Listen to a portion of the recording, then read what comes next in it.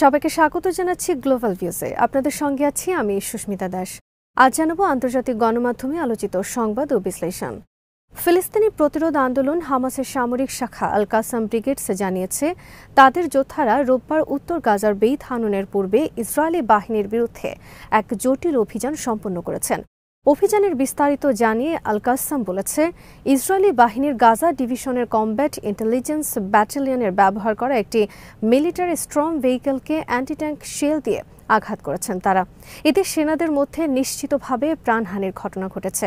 এরপর হতাহতদের উদ্ধারের জন্য আরেকটি সেনাদল এলে তাদের উপর অ্যান্টিপার্সোনাল এক্সপ্লোসিভ ডিভাইসের বিস্ফোরণ ঘটানো হয়। এতেও কয়েকজন সেনা নিহত এবং আহত হন। আল কাসাম আরও জানিয়েছে, একই সঙ্গে সেখানে নতুন করে স্থাপিত ইসরায়েলি সামরিক অবস্থানে 4টি আরপিজি শেল দিয়ে আঘাত করা হয়। মর্টার হামলাও চালানো হয় দখলদার সেনাদের উপর। হামাসের সামরিক মিডিয়া গাজা সিটির পূর্বে আল তুফাহ এলাকায় হানাদার বাহিনীর গাড়িগুলোর ওপর চালানো এই হামলার একটি ভিডিও প্রকাশ করেছে। হামাসের অবস্থান এখনও শক্তিশালী রয়েছে এবং এ কারণেই শেষ পর্যন্ত তাদের পাল্টা হামলা অব্যাহত থাকবে। তিনি উল্লেখ করেন, বুঝতে বাকি নেই যে শেষ নিঃশ্বাস পর্যন্ত হামাসের যোদ্ধারা লড়াই করতে প্রস্তুত। এদিকে প্যালেস্টাইনিয়ান ইসলামিক জিহাদের সামরিক শাখা আল কুদস ব্রিগেডস রোববার 2টি ইসরায়েলি সামরিক ড্রোন জব্দ করার ফুটেজ প্রকাশ করেছে। গাজা সিটির আকাশে গোয়েন্দা মিশন চালানোর সময় ড্রোন দুটিকে জব্দ করেন তাদের যোদ্ধারা। বিশ্লেষকরা বলছেন, ইসরায়েলি প্রধানমন্ত্রী ফিলিস্তিনি প্রতিরোধ যোদ্ধাদের নির্মূল করার নামে যুদ্ধ চালিয়ে গেলেও মাঠের পরিস্থিতি বলছে 1.5 বছরের এই বর্বরতা প্রতিরোধ যোদ্ধাদের তেমন দুর্বল করতে পারেনি। গোপন অবস্থান থেকে যে কোনো সময় ভয়াবহ আঘাত হানার সক্ষমতা রাখেন প্রতিরোধ যোদ্ধারা। কয়েকটি আরব ও ইসরায়েলি মিডিয়া রোববার জানিয়েছে, হামাসের সামরিক শাখা গাজার প্রায় 30,000 তরুণকে নতুন করে নিয়োগ দিয়েছে। ফিলিস্তিনি সূত্রের বরাতে সৌদি আরবের আল আরাবিয়া বলছে, নিয়োগপ্রাপ্তদের বেশিরভাগই আগে হামাসের সামরিক শাখা পরিচালিত গোপন সামরিক শিবিরে প্রশিক্ষণ নিয়েছে। তবে প্রতিবেদনে এটা স্পষ্ট করা হয়নি এসব প্রশিক্ষণ যুদ্ধকালীন সময় হয়েছে নাকি আগেই তারা প্রশিক্ষণ নিয়েছিলেন।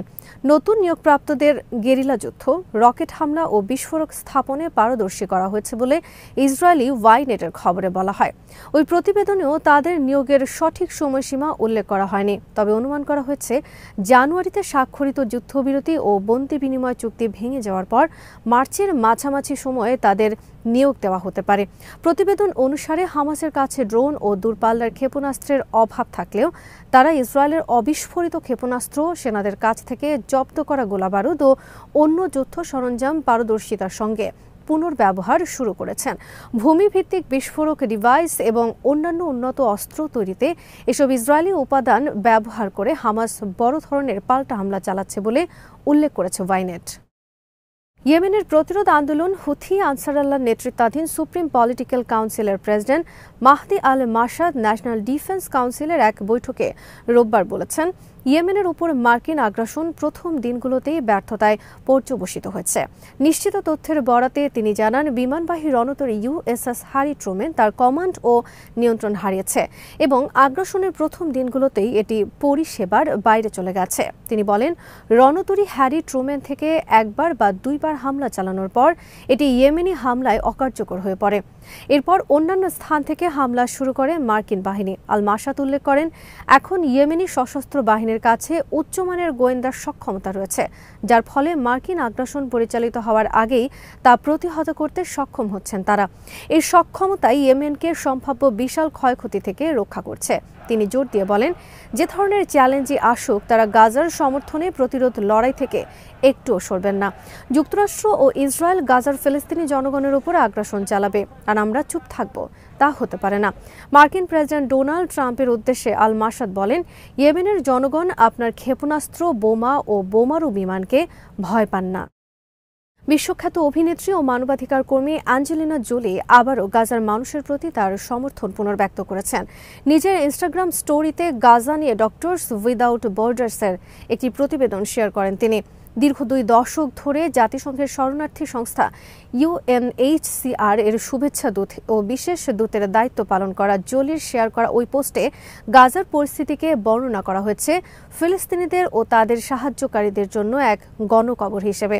পোস্টে লেখা হয়েছে, ইসরায়েলি বাহিনী যখন আকাশপথ, স্থলপথ ও সমুদ্রপথে গাজায় তাদের সামরিক অভিযান আবারও শুরু ও সম্প্রসারিত করছে, তখন জোরপূর্বক বাস্তুচ্যুতি এবং মানবিক সহায়তা ইচ্ছাকৃতভাবে বাধাগ্রস্ত করার মাধ্যমে ফিলিস্তিনিদের জীবন ব্যবস্থা আবারও পদ্ধতিগতভাবে ধ্বংস করা হচ্ছে।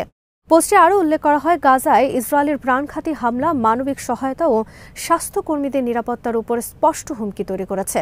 ওই প্রতিবেদনে গাজায় চলমান অমানবিক ও প্রাণঘাতী অবরোধ অবিলম্বে প্রত্যাহারের জন্য ইসরায়েলের প্রতি আহ্বান জানিয়ে ফিলিস্তিনিদের মানবিক ও চিকিৎসা সহায়তা দেওয়া কর্মীদের নিরাপত্তা নিশ্চিত করার দাবি জানিয়েছে ডক্টরস উইদাউট বর্ডার্স।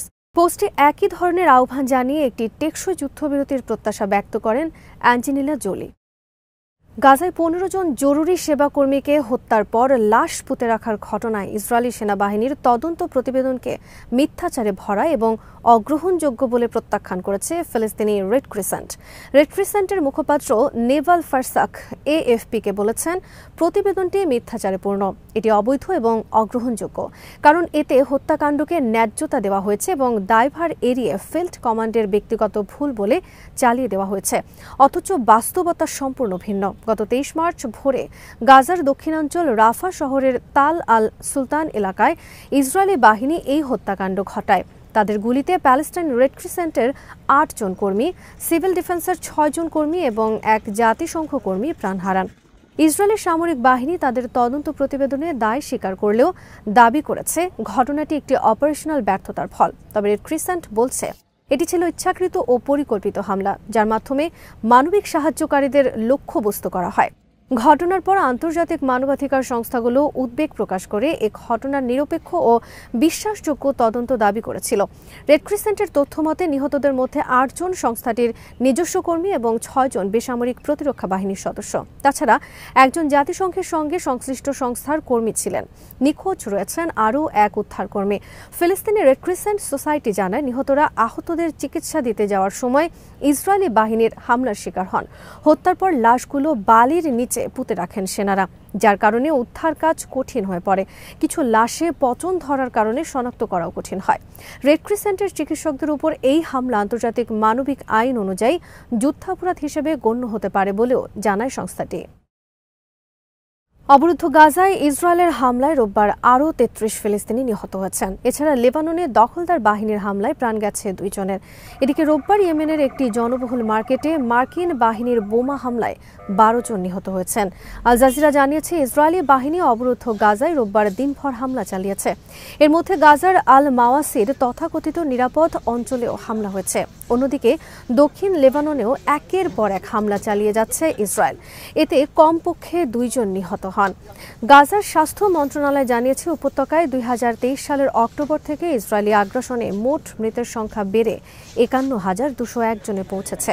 গাজার মিডিয়া অফিসের আপডেট তথ্য বলছে, নিহতের সংখ্যা ৬১,৭০০রও বেশি, কারণ ধ্বংসস্তূপের নিচে আটকে পড়া হাজার হাজার মানুষ আর বেঁচে নেই বলেই ধারণা করা হচ্ছে। স্বাস্থ্য মন্ত্রণালয়ের তথ্য অনুসারে জানুয়ারিতে কার্যকর হওয়া যুদ্ধবিরতি লঙ্ঘন করে গত ১৮ মার্চ গাজায় নতুন করে শুরু হওয়া ইসরায়েলি বিমান হামলায় এ পর্যন্ত ১,৭৮৩ ফিলিস্তিনি নিহত হন। আজ এখানেই শেষ করছি। সবাই ভালো থাকুন, সুস্থ থাকুন আর দেখতে থাকুন বিডি ভিউজ। চ্যানেলটি ভালো লাগলে সাবস্ক্রাইব করুন, সংযুক্ত থাকুন আমাদের ফেসবুক পেজে।